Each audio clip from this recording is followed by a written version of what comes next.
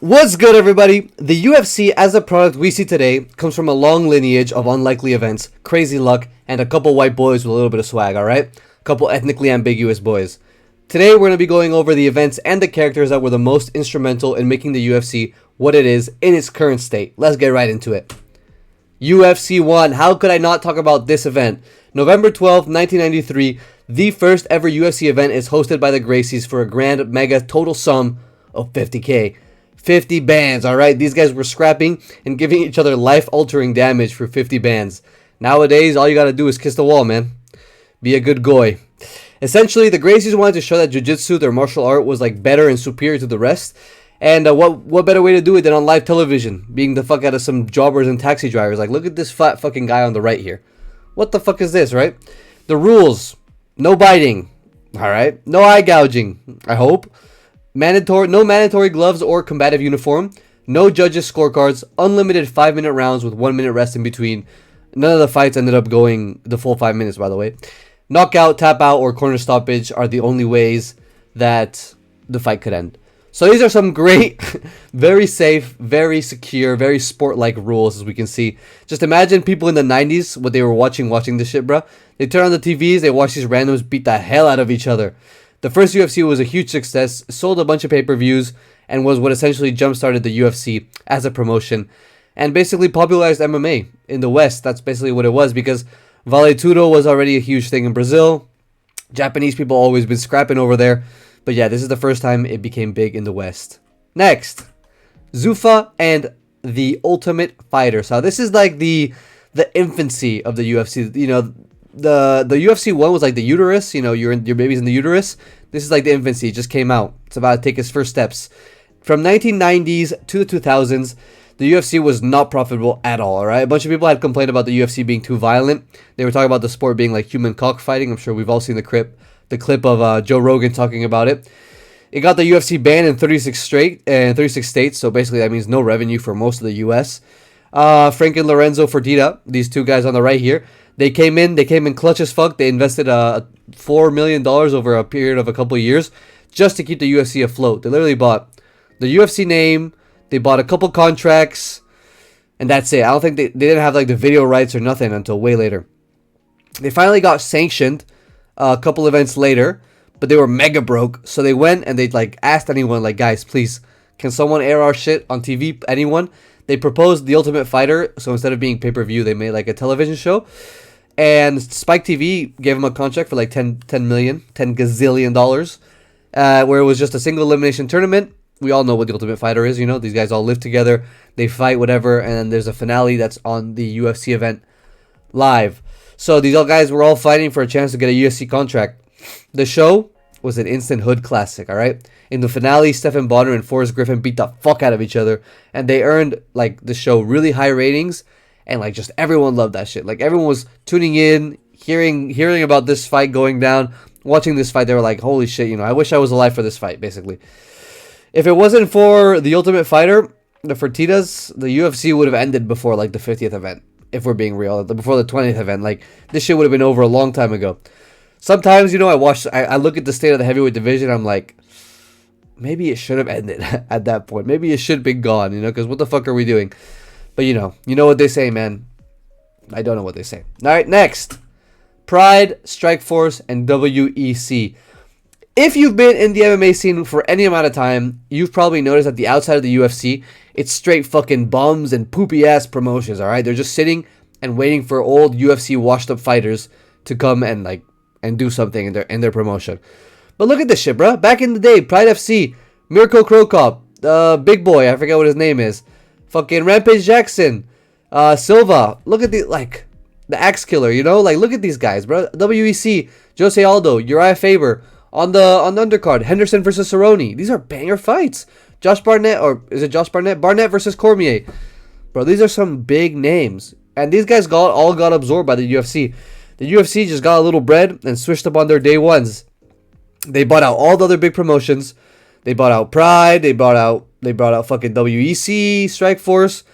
And then, yeah, man, this like era of the UFC and the fact that they did all this, it made us their bitch. Like, we're now the UFC's bitches, and there's nothing we can do about it. Like, let's be for real. What can we realistically do if the UFC makes a bad event. Imagine there's a fight night, headline and co-main is just a WMMA fight between 11th ranked and 12th ranked in the fucking atomweight division. Just imagine. What do we do? You're gonna go watch Bellator, buddy? You're gonna go watch one championship? No. Let's be for real, alright? We threaten to send guys to those promotions. Like when someone does bad, you know, like what's his name? Aaron Pico came into the UFC, got flatlined immediately. We're like, bro, get ready to learn Chinese. We're gonna send you to one. Like that's the threat we make. Or what's the other guy? Patricio People. Horrible fucking Patchy Mix. Horrible ass performances. We're like, bro, get ready to learn Chinese, buddy. Get ready to learn whatever language that's in another promotion because you're getting sent over there, alright? Next. WMMA. Very important. I know we always rag on this shit.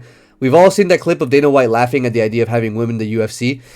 But we saw how quickly he changed his mind and how we all changed our mind when Ronda Rousey came on the radar, alright? Rousey was the WMMA Strikeforce Bantamweight Champion. She became the first female champion of the UFC, the first Olympic medalist and simultaneous champion. Then later we'd get Henry Cejudo. And then she ended up defending her shit like 6 times. She was super dominant in the women's division. Of course, she was fighting some real bums. These girls were not on her level at all. But hey, you know, it's like Anderson Silva back in the day. We give him credit. We gotta give Rousey credit. As much as we make fun of the WMMA divisions today, at this point, especially with Ronda Rousey at the top, bro, a lot of women, a lot of gooners we were tuning into the sport. We were tuning into the sport, and they gave it a shock factor. Cause like this is the first real time, like, you know, maybe in boxing or whatever, but this is the first time you've seen women beat the fuck out of each other, really, in the modern age, right? Am I tripping? Like at women's MMA, this is the first time we see this shit. And Ronda Rousey was like the perfect. She was like the Conor McGregor of women's MMA. It was perfect, man.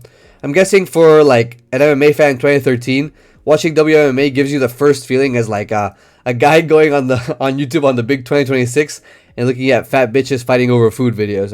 It's kind of like the same vibe. So that's why, of course, we all love doing that. So that's why, you know, the UFC got so much attention from their WMMA fighter selection back in the day, alright?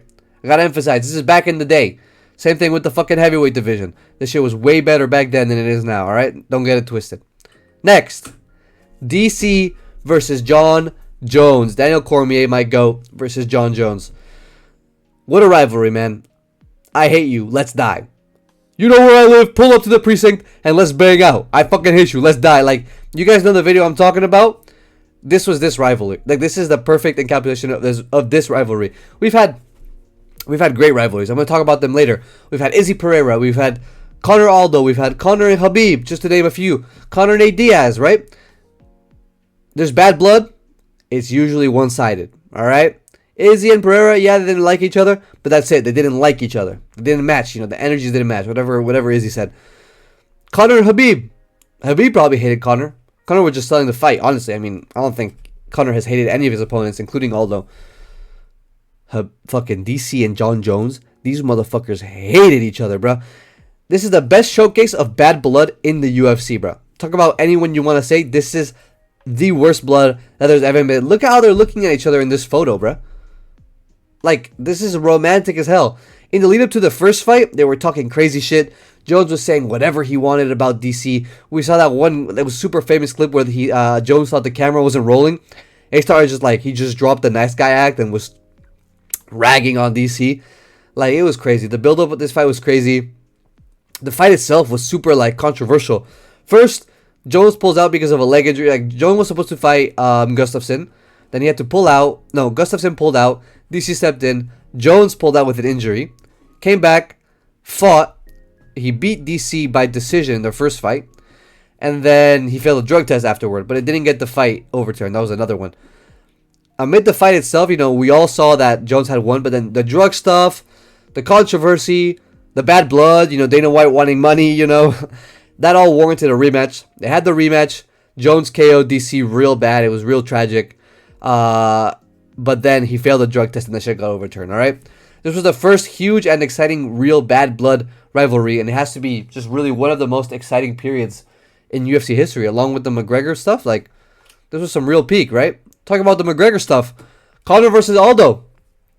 This is like the cementing of Conor McGregor as the biggest star in the UFC. He'd go on to outdo himself But this was like the first time where he was really, really like seen. This is the face of the UFC. Also, look how fucking shredded Conor is in this picture. I'm just noticing, Jesus Christ, this guy was at 145 dry. Because this is back when the face-offs used to be right at the real weigh-ins. Look at his face. He's fucking sunken in. You can see like his skin wrinkling up. You can see his fucking... Wow. That's crazy, man. But yeah, this is like... Some say it was Anderson, some say it was Rampage, some say it was Royce. But I think the first real star, we all know who it was. That was fucking Conor McGregor. And pardon the glaze, alright? But when he fought Aldo for the featherweight belt, he cemented himself as that biggest star. Conor had just beat the brakes off of Chad Mendes for the interim belt. And had been he'd been talking so much shit to Aldo in the lead up to their fight. That this was like probably the best showing, and still to this day, the best showing of shit talking and how effective it can be in a fight, alright? Everyone, I think like you see that video of like compilation of people before the fight. Everyone had Aldo winning this fight. I think I saw 1 or 2 people say, yeah, Conor McGregor, I think he can win, whatever. Bro, everyone had Aldo winning this fight. He was super dominant. At this point, he'd been the only featherweight champion in existence, I think, in the UFC, right? He would be the first lineal heavyweight featherweight champion. Everyone had Conor McGregor losing.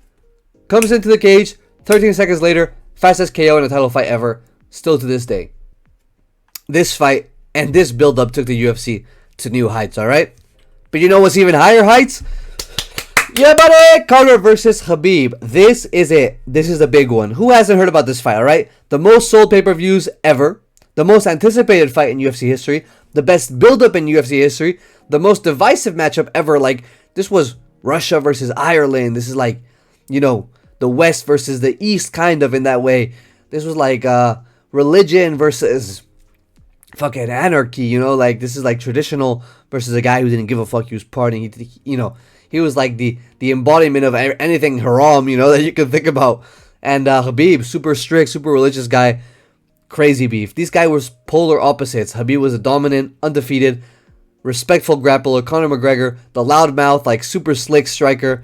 And Conor did not hold back, bro. He brought up religion. He brought up family, death, terrorism. He talked shit about everyone and everything. Like, some of the stuff, I can't say the stuff he said.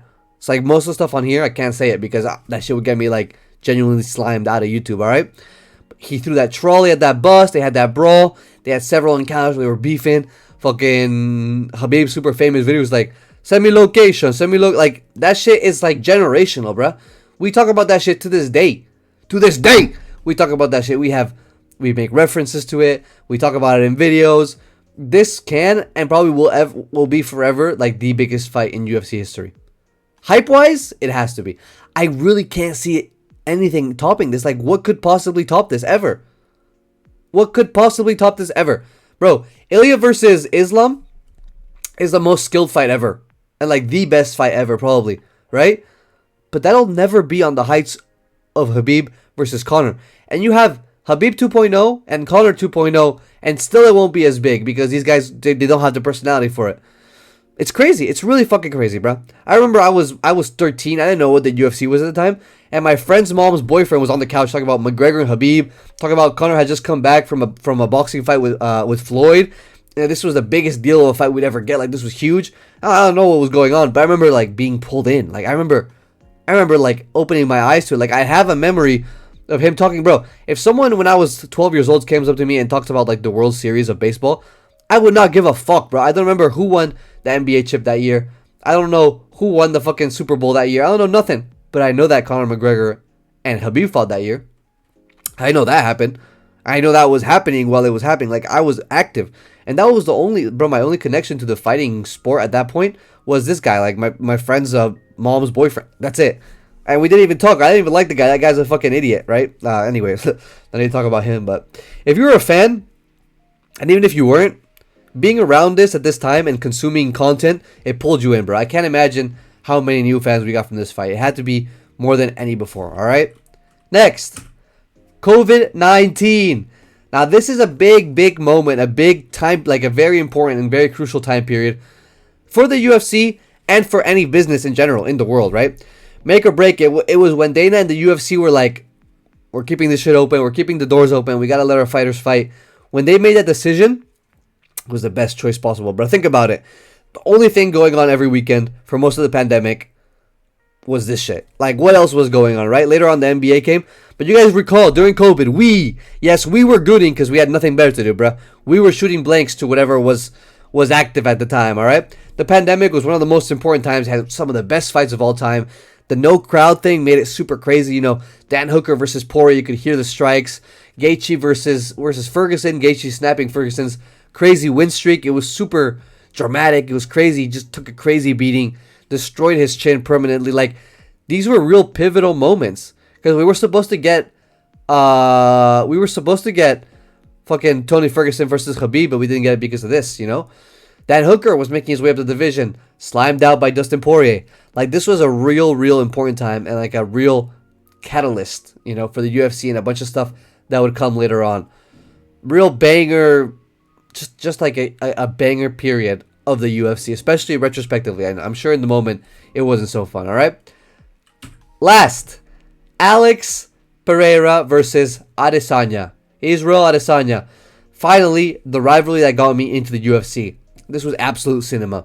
I remember seeing some goofy ass anime edits of Adesanya. You know, he's always been into Naruto. He calls himself the last Stylebender, as after Avatar: The Last Airbender. I saw some goofy ass edits of him on YouTube. I was like, man, I'll watch his next fight maybe. When is it? And it was that same weekend, bruh. At that time, I was boxing, so little 17-year-old me, I thought it was a good idea to watch, you know, people fight in order to get better. And just that weekend, it turns out that Adesanya was fighting, and guess who he was fighting, bro? Pereira. I had no idea what I was getting into, bro. Going into this fight, I knew nothing about Pereira, so I wanted Adesanya to win. I didn't really care. The fight was an absolute banger, I'm sure you guys remember, and Pereira knocked out Izzy after being down like 2 rounds, I believe. I think he was down 2 rounds going into the last fight, into the last one. To be honest, I didn't really know that much about the sport, so I was like, oh no, Izzy got knocked, but I didn't really care. But I kept up with the lore, I kept up with the story after the fight, and I remember thinking, god damn, bruh, this shit is fire. Like, I was taking in all the lore, Pereira's lore. Slowly and slowly, I started becoming a fan of Pereira, and then he just became my favorite fighter, man. Still to this day, he's my favorite fighter. Probably will be for as long as I'm an MMA fan. I can't imagine a better story, a better circumstance. Even though we've only had this guy for such a little amount of time. As soon as I learned about his past, heading into this rematch, I really wanted him to win, and he fucking got knocked down, right? Tragically. But that saga, this whole thing, you know, their kickboxing history, Adesanya just like talking shit about him. Pereira makes his way into the UFC, beats a bunch of guys, beats Adesanya, who was undefeated at middleweight previously, was a dominant champion, you know, was looking like he was going to become the GOAT. Has a rematch, gets knocked out in dramatic fashion. Like, it was real cinema, all right? And as we know, Alex Pereira went on to dominate the light heavyweight division and become arguably the biggest star in the UFC. Definitely the biggest star over the last 4 or 5 years, all right? Thank you guys for watching. What did you guys think of these moments? What do you guys think of these fighters? Do you think I left out any important events in UFC history? What do you guys think are the most important events for this sport, for this promotion? Would you replace any of the ones that I put here? Let me know down below. Thank you guys again for watching. I'm gonna go drink some water, all right?